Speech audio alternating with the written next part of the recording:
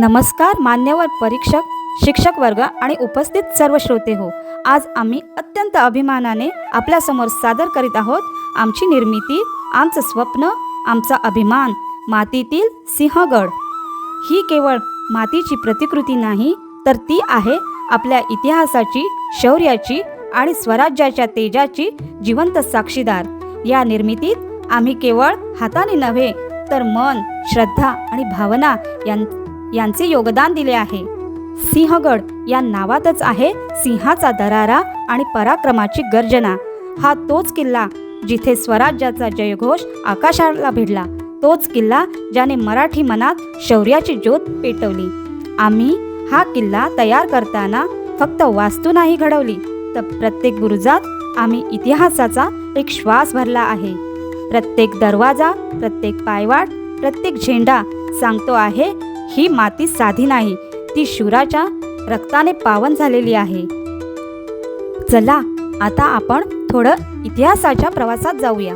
हा तो काळ होता जेव्हा महाराष्ट्रावर परकीय सत्तेचं सावट होतं. जनतेवर अन्याय, अत्याचार आणि भीतीचं साम्राज्य होतं. पण त्या अंधारात उदय झाला एका तेजस्वी सूर्याचा, छत्रपती शिवाजी महाराजांचा. त्यांनी लोकांच्या मनात आत्मविश्वास निर्माण केला.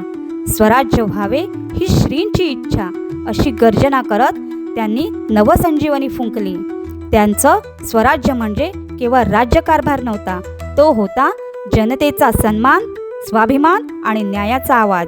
आणि त्या स्वराज्याचा बुरुज म्हणजे आपल्या सह्याद्रीतील किल्ले. त्यातील एक तेजस्वी प्रतीक सिंहगड. पूर्वी कोंढाणा म्हणून ओळखला जाणारा हा किल्ला 1670 साली इतिहासात अमर झाला, कारण त्या वर्षी घडली सिंहगडाची लढाई. तानाजी मालुसरे यांच्या नेतृत्वाखाली.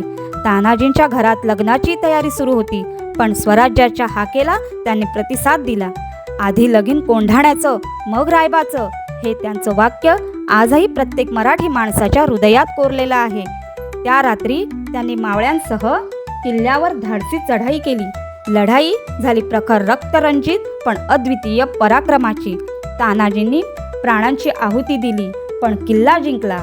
तेव्हा छत्रपती शिवाजी महाराजांनी दुःखाने पण अभिमानाने म्हटलं, गड आला पण सिंह गेला.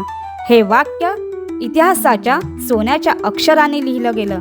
त्या शब्दात होतं एकाच वेळी शोक, अभिमान आणि प्रेरणा.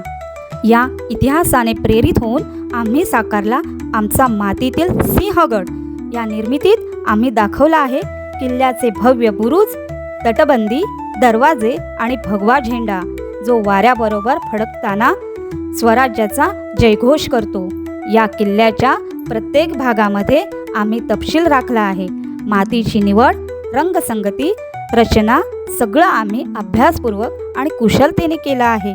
या कामात आमचं एकत्रित परिश्रम, संघभावना आणि कलेप्रती असलेलं प्रेम दिसतं. ही केवळ एक कलाकृती नाही, तर ती आहे आमच्या भावविश्वातील स्वराज्याची प्रतिमा. छत्रपती शिवाजी महाराजांनी जे स्वराज्य घडवलं, ते केवळ तलवारीने नाही, तर आदर्शाने टिकवलं.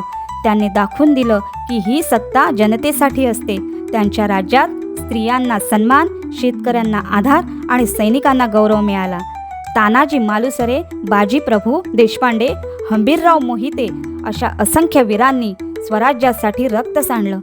त्यांच्या बलिदानामुळे आज आपण मोकळ्या श्वासाने म्हणू शकतो, ही माती स्वराज्याची माती आहे. आमच्या मातीतील सिंहगडद्वारे आम्ही तोच संदेश पोहोचवू इच्छितो की स्वराज्य म्हणजे फक्त युद्ध नव्हे, ते आहे विचार, समर्पण आणि एकतेचे प्रतीक. आजच्या काळात आपल्याला तोच संदेश आत्मसात करायचा आहे. जशी मातीला आकार देण्यासाठी संयम आणि वेळ लागतो, तसंच समाजाला आकार देण्यासाठी संस्कार आणि एकता लागते. ही माती आम्हाला शिकवते की मोठेपणा रक्ताने नाही, तर कर्माने मिळतो. आणि स्वराज्य म्हणजे प्रत्येक व्यक्तीच्या आत्मसन्मानाची ओळख. या निर्मितीद्वारे आम्ही दाखवू इच्छितो की इतिहास केवळ पुस्तकात वाचायचा नाही, तर तो मनात जगायचा आणि कृतीत उतरवायचा असतो. आज आम्ही आमच्या मातीतील सिंहगड शिवरायांना आणि त्या सर्व वीरांना अर्पण करतो, ज्यांच्या बलिदानामुळे हे स्वराज्य फुललं. आमच्या प्रत्येक हातातली माती सांगते, ही माती जिवंत आहे, श्वास घेते, प्रेरणा देते आणि म्हणूनच आम्ही गर्जना करतो, जय भवानी, जय शिवराय. धन्यवाद.